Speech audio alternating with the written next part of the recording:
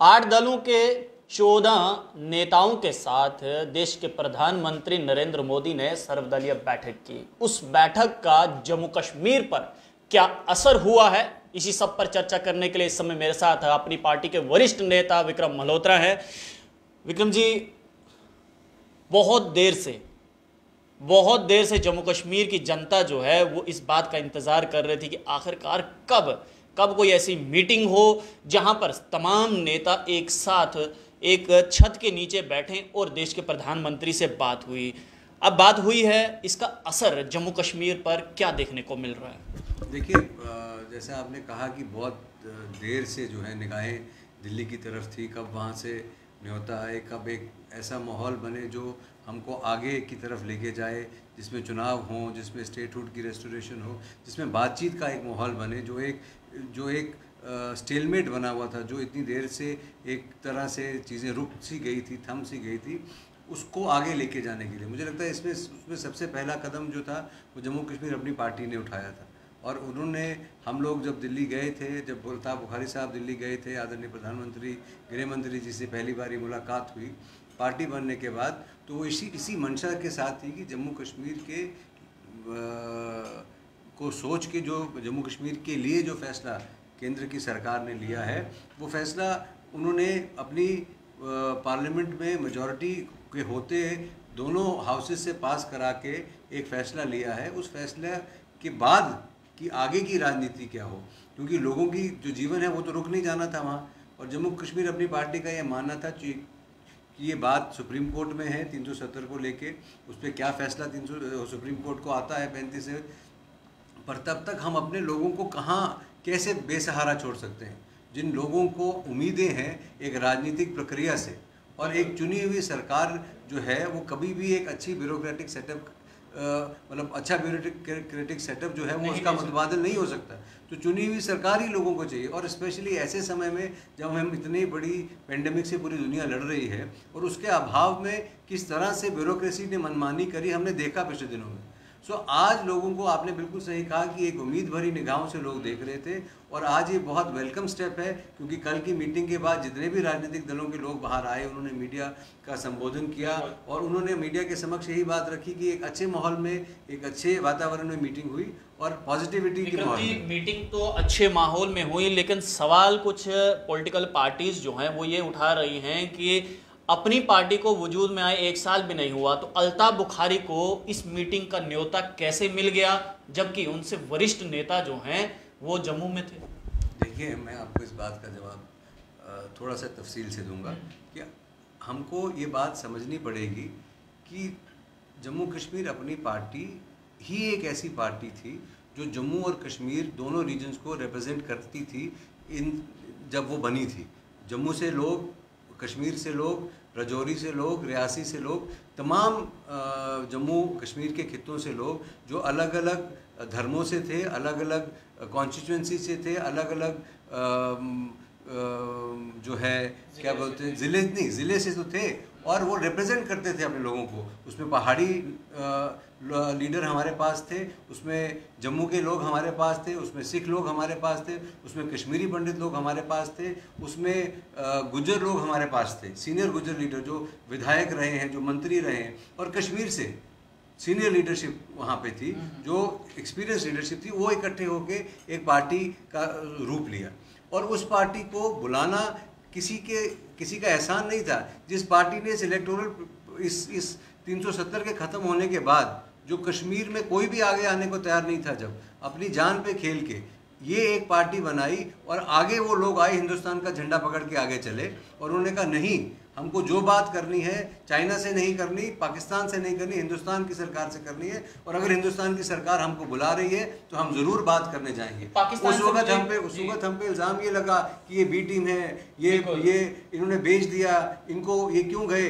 पर उस वक्त जम्मू का एक नागरिक होने के नाते मुझे भी इस बात का गर्व था कि कश्मीर से कुछ लोग निकल के आए, हिम्मत करके हिंदुस्तान का झंडा लेके हिंदुस्तान की सरकार से बात करने हम लोगों को लेके गए। विक्रम जी, पाकिस्तान का जिक्र आया है तो पाकिस्तान बात नहीं, मैं आपका सवाल अधूरा रह जाएगा। उसके बाद डीडीसी चुनाव, पहला चुनाव आया जिसको हमने फेस किया। उसके बाद वहाँ 35 मेंबर हमारे डीडीसी में बन के आए।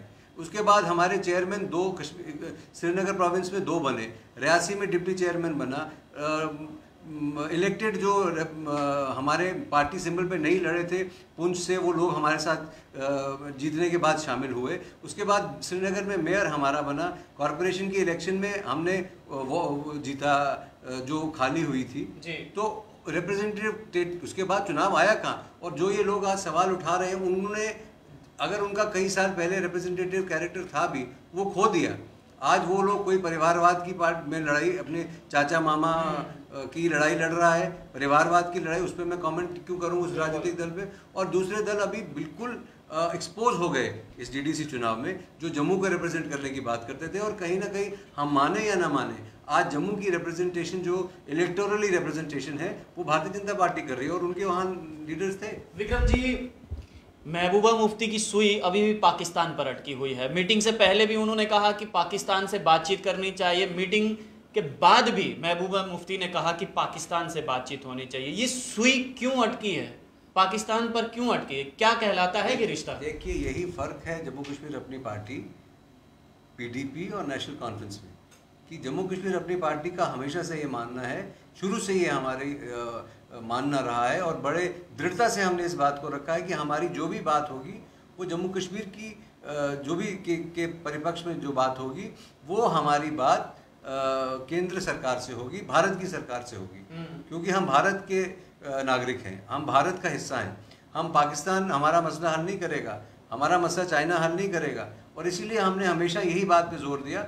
बाकी देश ने, हिंदुस्तान की सरकार है, वो अलग अलग सरकारों से बात करती है, वो पाकिस्तान से बात करे, वो यूके से बात करे, वो अपने लेवल में बात करे। लेकिन ये बात महबूबा मुफ्ती को क्यों नहीं समझ आती है कि वो बार बार पाकिस्तान पाकिस्तान? डॉक्टर फारूक अब्दुल्ला ने साफ मना कर दिया कि मैं देश के प्रधानमंत्री से बात करने जा रहा हूँ, मैं देश से बात करने जा रहा हूँ, पाकिस्तान से मेरे को कोई लेना देना नहीं है। तो ये बात महबूबा मुफ्ती की समझ में क्यों नहीं? महबूबा मुफ्ती जी की भी विडंबना आप समझिए कि उनको अपने एक कॉन्स्टिट्यूंसी है जिसको वो एड्रेस करती हैं, जहाँ से उनको ताकत मिलती है।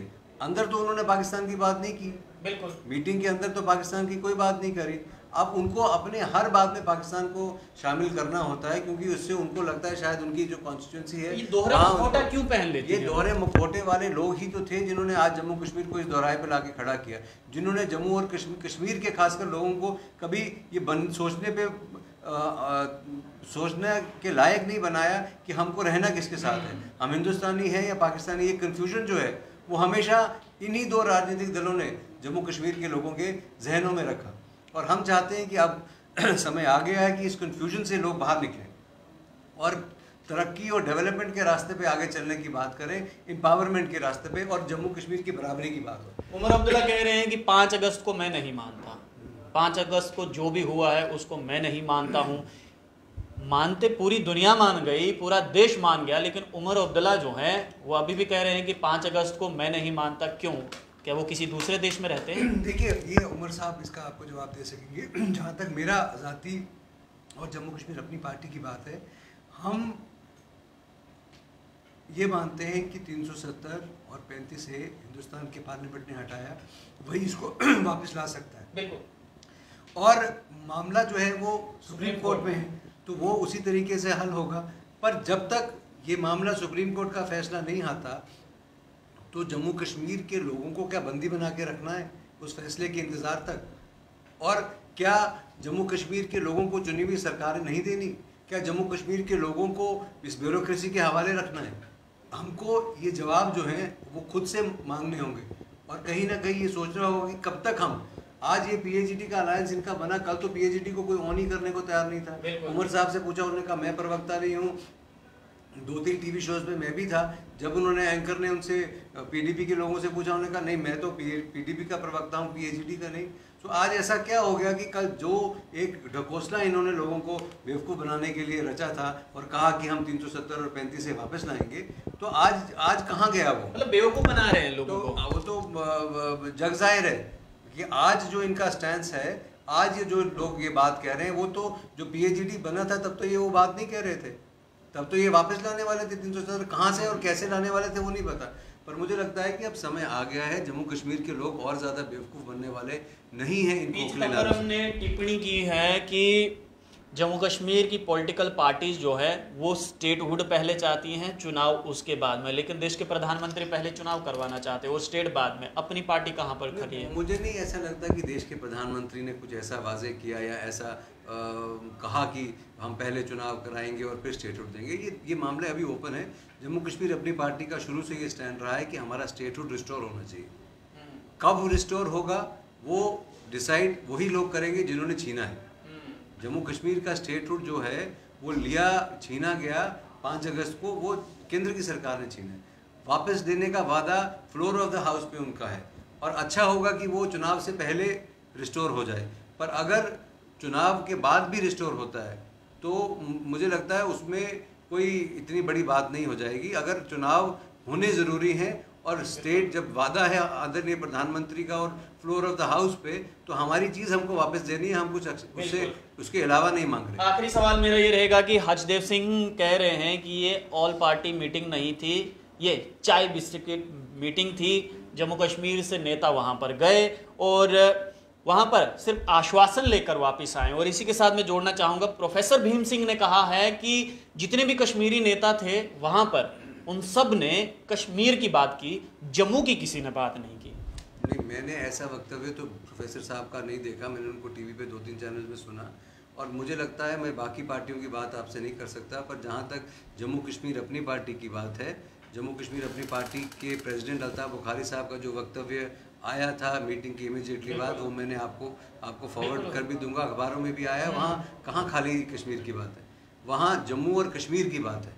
आज जम्मू और कश्मीर की बात जो है वो अब जम्मू कश्मीर अपनी पार्टी ने हमेशा से रखी है और आगे भी रखेंगे। यहाँ ये एक जो भ्रम फैलाने की कोशिश की जा रही है, ये जो चाय बिस्किट की, और ये देखिए ये कौन लोग फैला रहे हैं।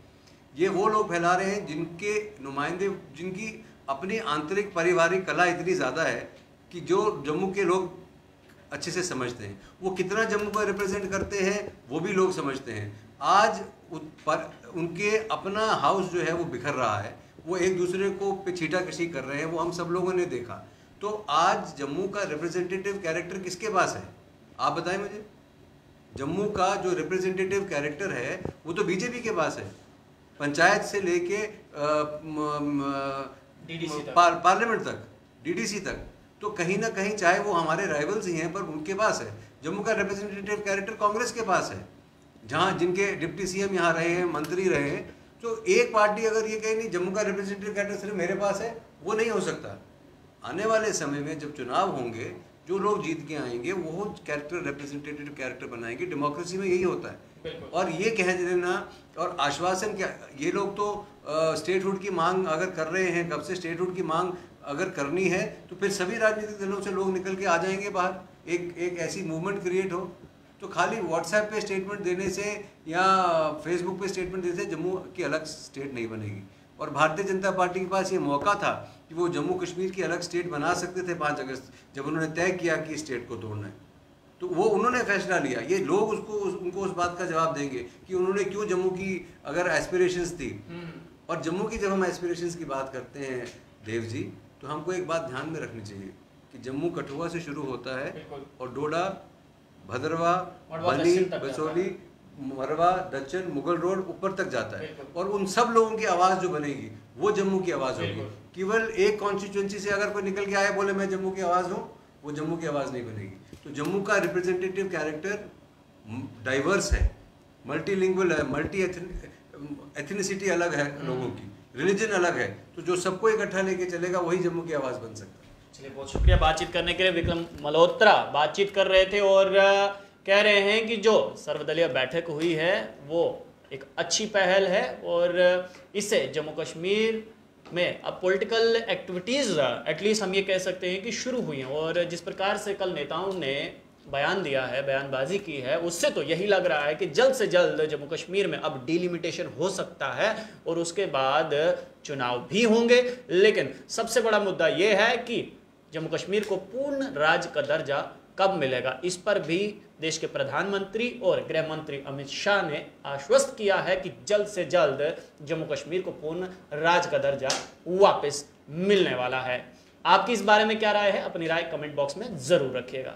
आप लोग देखते रहिए अर्ली पोस्ट। कैमरामैन गगन के साथ देव ठाकुर, जम्मू।